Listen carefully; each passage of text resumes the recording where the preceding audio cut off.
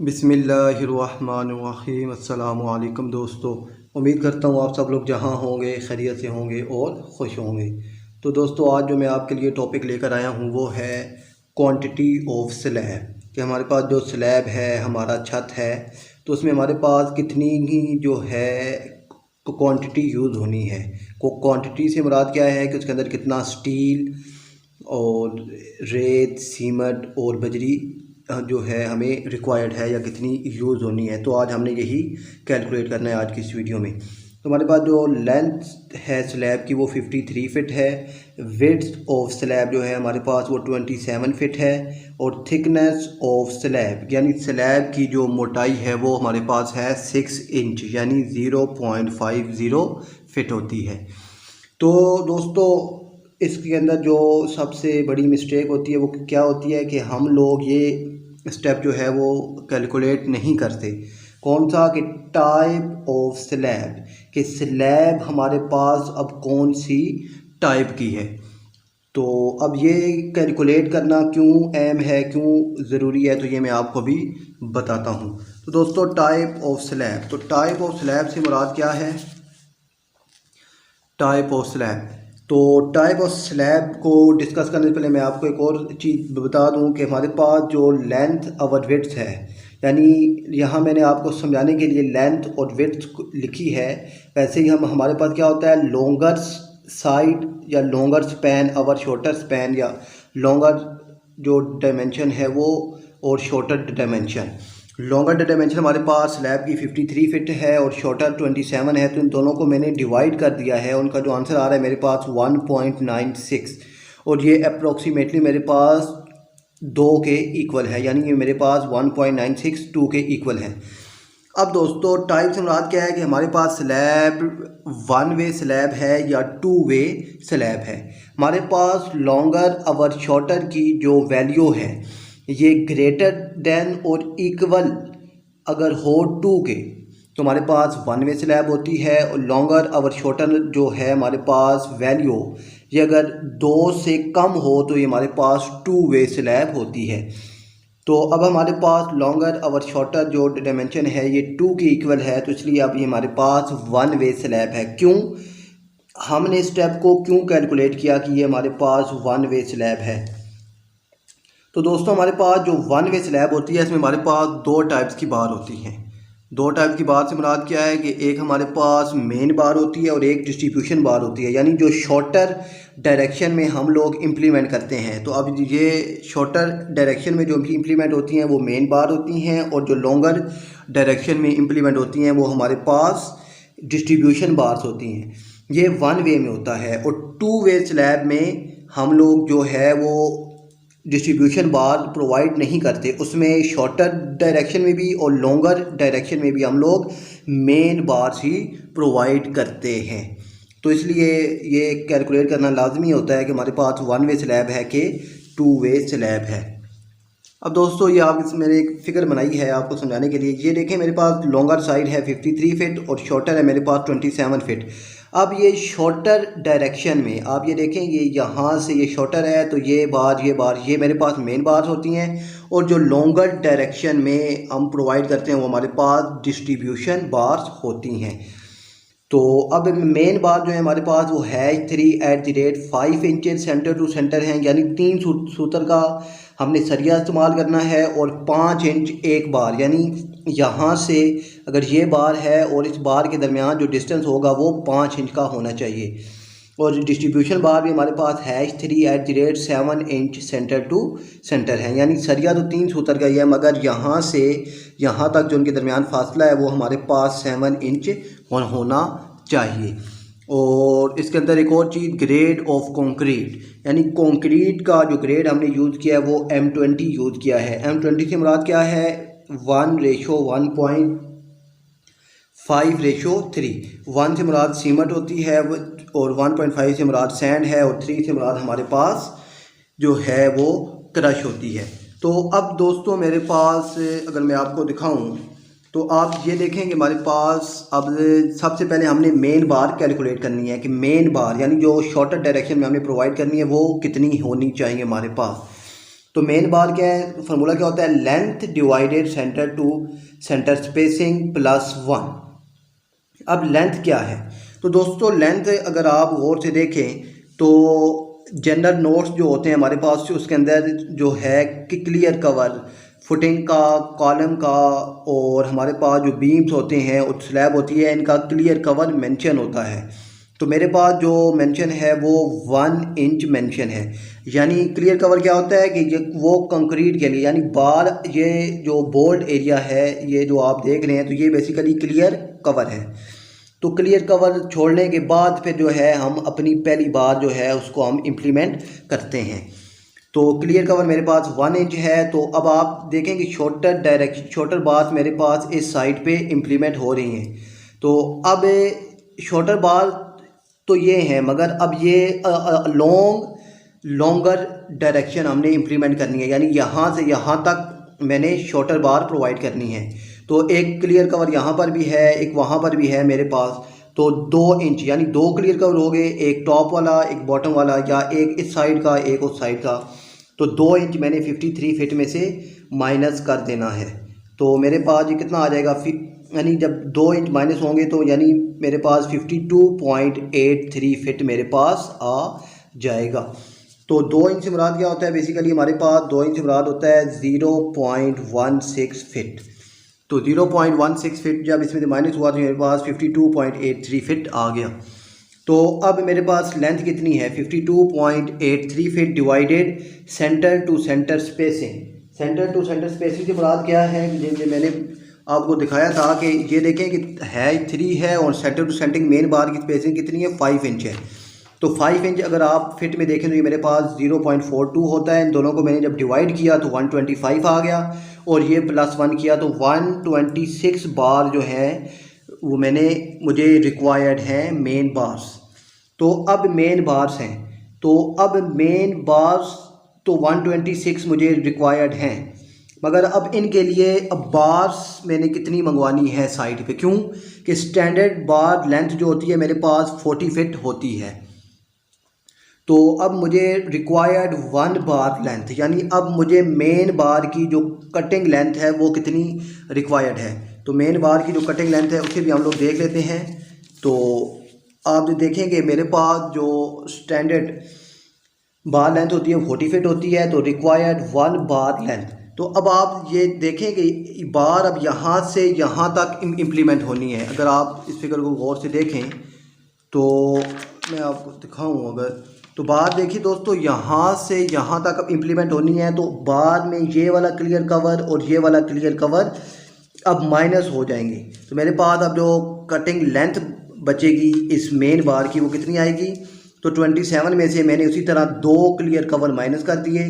तो मेरे पास जो कटिंग लेंथ आ गई वो कितनी आ गई, 26.83 फिट मेरे पास आ गई।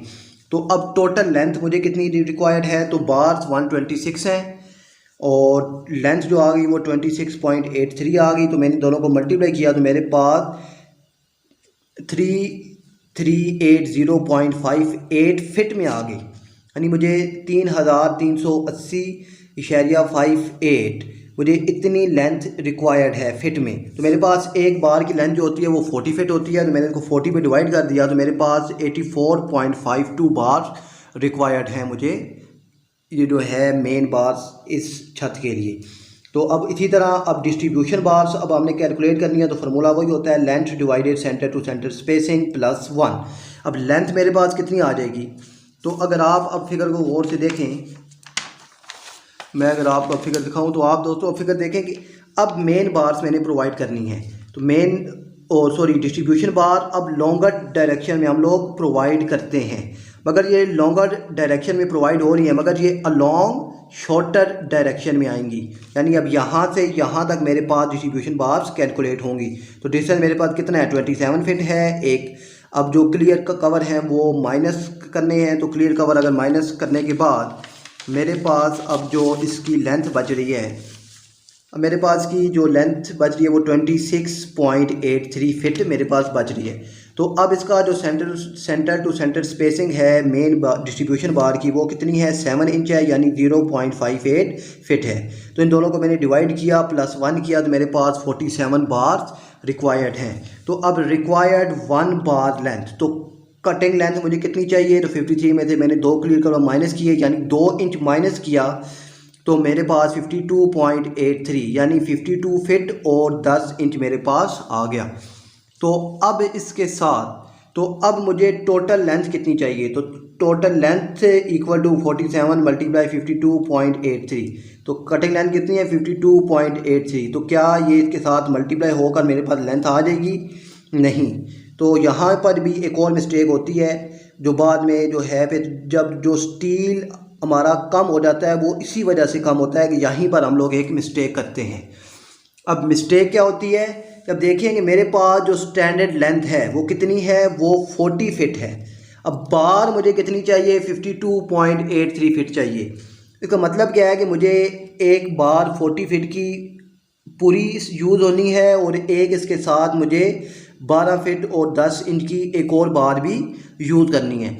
तो अब 12 फिट और 10 इंच की जो एक और एक्स्ट्रा पीस यूज़ होगा तो क्या वो उस बार के साथ यूज़ होता है, नहीं। उसके लिए हम लोग लैब लेंथ भी कैलकुलेट करते हैं। तो यहाँ पर हमारे पास ये जो लैब लेंथ की मिस्टेक होती है तो हमारे पास स्टील की शॉर्टेज हो जाती है साइड पे। तो अब लैब लेंथ स्लैब में कितना यूज़ होता है, तो स्लैब के लिए लैब लेंथ का फॉर्मूला क्या होता है 60D। डी से मुराद क्या है, डाया ऑफ बार, कि कौन सी बार आप लोग इस्तेमाल कर रहे हैं। तो 60D है, तो आप 60 को मल्टीप्लाई कर दीजिए डी से। डी क्या है, डाया ऑफ बार मेरे पास 3 सूत्र किया है तो 3 से मल्टीप्लाई कर दिया तो मेरे पास कितना आ गया 180 सूत्र। 3 डैशें सूत्र को शो करती हैं तो 180 सूत्र आ गया। तो अब मेरे पास हमें मालूम है कि हमारे पास 1 इंच में 8 सूत्र होते हैं। तो मैंने 180 को 8 पे डिवाइड किया तो मेरे पास 22.5 इंच आ गए। तो अब एक फिट में मेरे पास 12 इंच होते हैं तो मैंने इसको 12 पे डिवाइड किया तो मुझे अब 1.87 फिट जो है वो लैब रिक्वायर्ड है। 1.87 फिट लैब भी मैंने अब इसके अंदर ऐड करना है। तो आपने अब इसके अंदर लैब भी ऐड किया तो आपके पास टोटल लेंथ रिक्वायर्ड अब रिक्वायर्ड लेंथ हमारे पास कितनी आ जाएगी 52.83 प्लस लैब भी ऐड होगा 1.87, तो टोटल लेंथ कितनी हो गई 54.7। तो अब टोटल लेंथ कितनी रिक्वायर्ड होगी, तो अब 54.7 को मैं मल्टीप्लाई करूँगा 47 के साथ। तो यहाँ पर अब देखिए 47 52.83 के साथ मल्टीप्लाई हो रहा था तो गालिबन यहाँ पर मेरे पास अब 2 फिट का जो है वो जो है स्टील वो कम यूज़ हो रहा था। तो आपने इस चीज़ को लाजमी माइंड में रखना है। तो 54.7 को आपने मल्टीप्लाई किया 47 के पास तो आपके पास जो आंसर है वो कितना आ गया 2570 फिट। 2570 फिट आ गया। इसको मैंने 40 पे डिवाइड किया क्योंकि स्टैंडर्ड लेंथ 40 फिट की होती है तो मेरे पास आ गया 64.87। मुझे 64.87 बार चाहिए। तो अब टोटल बार्स मुझे कितनी रिक्वायर्ड हैं, तो टोटल बार 84.52 मेन बार्स प्लस 64.87 डिस्ट्रीब्यूशन बार, तो टोटल मेरे पास 149.39 और ये अप्रोक्सीमेटली 150 बार्स के इक्वल हैं। तो आपने 3 सूत्र की 150 भी बार्स मंगवानी है। 3 सूत्र की 150 बार साइड पे मंगवानी है इस छत के लिए। तो अब चीज़ रहेगी हमारे पास नेक्स्ट सीमेंट सैंड और क्रश, कि सीमेंट कितना यूज़ होगा, सैंड कितनी यूज़ होगी और क्रश कितना यूज़ होगा। तो ग्रेड हमने कौन सा यूज़ किया है M20 मतलब 1:1.3। तो सबसे पहले मैं इनका जो है इस रेशो का सम कर लेता हूँ। तो सम क्या आ जाएगा 1 + 1.5 + 3, तो मेरे पास सम आ गया 5.5 मेरे पास सम आ गया है। तो अब इसके लिए मुझे रिक्वायर्ड होता है वॉल्यूम। तो वॉल्यूम जो है length multiply width multiply height.